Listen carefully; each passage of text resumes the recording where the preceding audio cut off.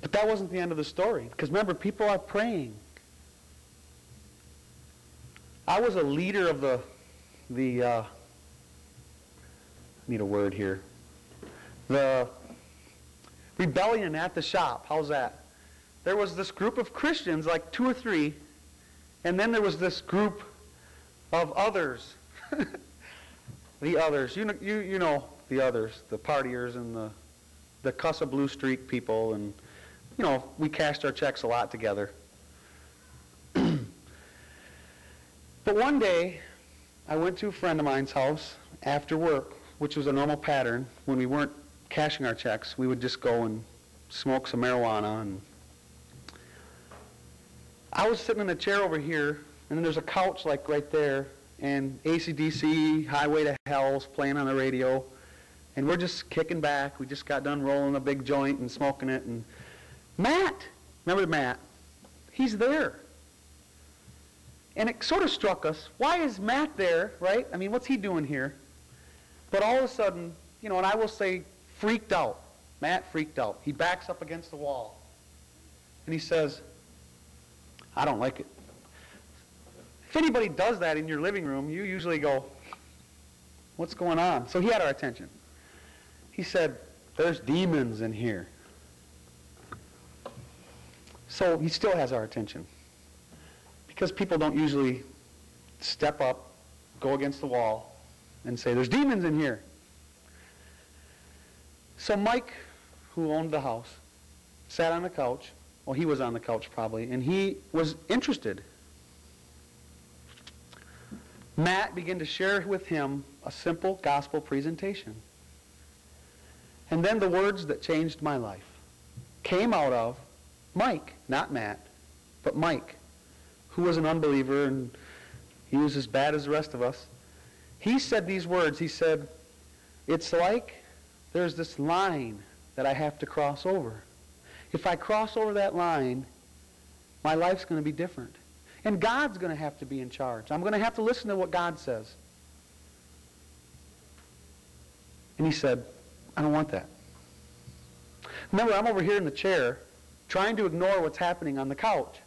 Because obviously, the guilt, the remorse, the burden, my parents praying for me for years, it's all just waiting there on top of me.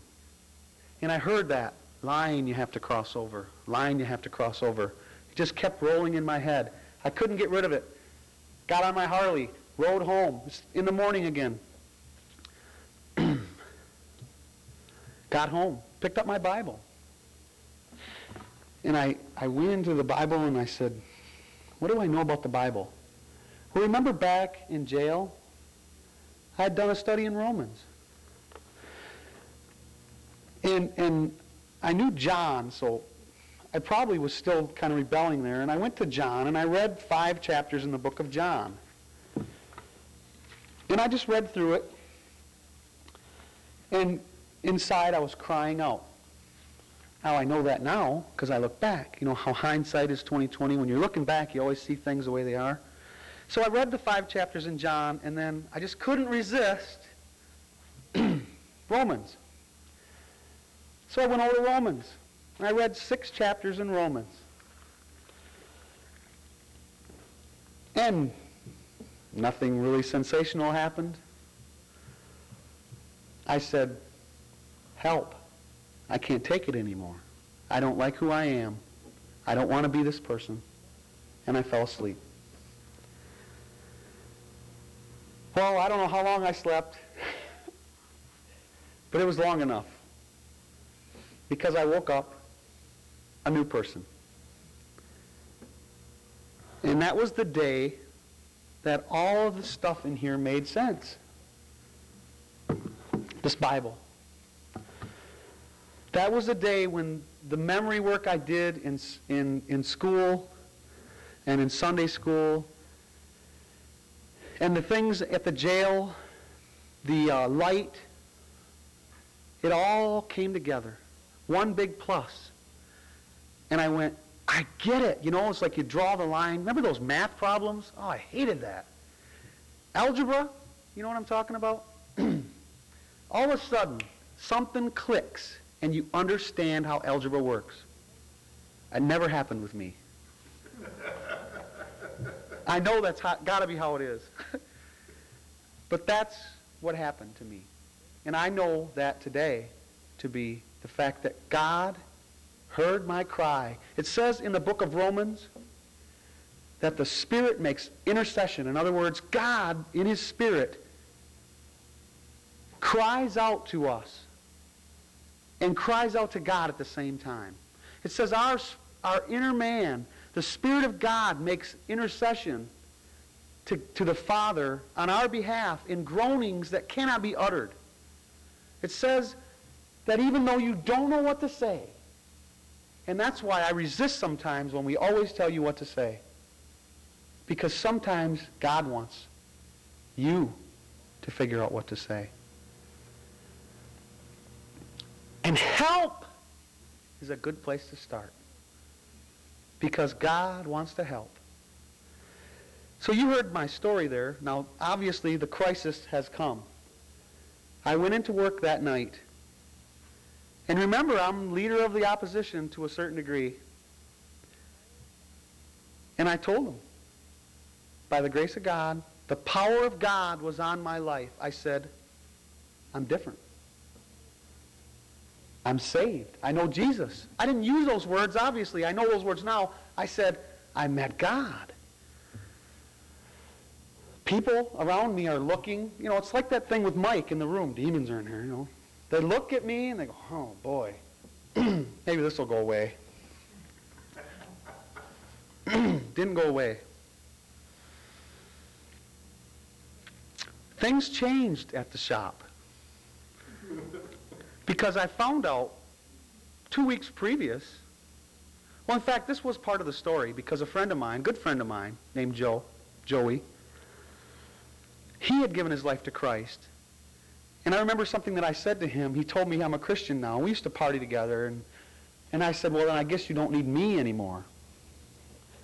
And so when your light comes on, right, and you go, ooh, boy, that all starts to make sense, how you look to other people and you try to get your strength from them, and you think, if I'm not accepted or people don't like me.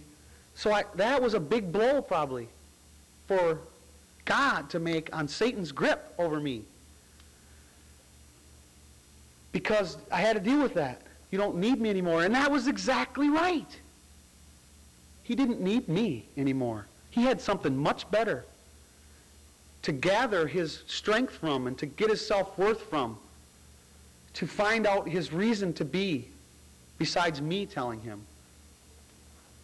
So Joe had become a Christian, Joey. In fact, the same day, my present wife had become a Christian. So, you know, we started joining in the prayer group, right, at the shop. Every half hour after lunch hour, we'd pray. And strange thing happened, you know. They started hiring all these Christian people. So we had a revival at the shop. And we used to have a break room where the Christians would sit outside the door. Just to give you a nutshell kind of thing, we had a little worship service in the break room one night. Matt brought his keyboard in and we were singing songs. Sort of turned the place upside down. And I wonder if some people weren't offended when we did that. But it wasn't something that we had planned to do or managed. It was just something that, it's like when you're in love. You meet the girl or guy of your dream, and you would do things that were kind of unthinkable for that person. You just kind of fall googly eyes and you're melting away. And you're just, how can I be with that person? How can I please them? That's what happened to me the day I met God.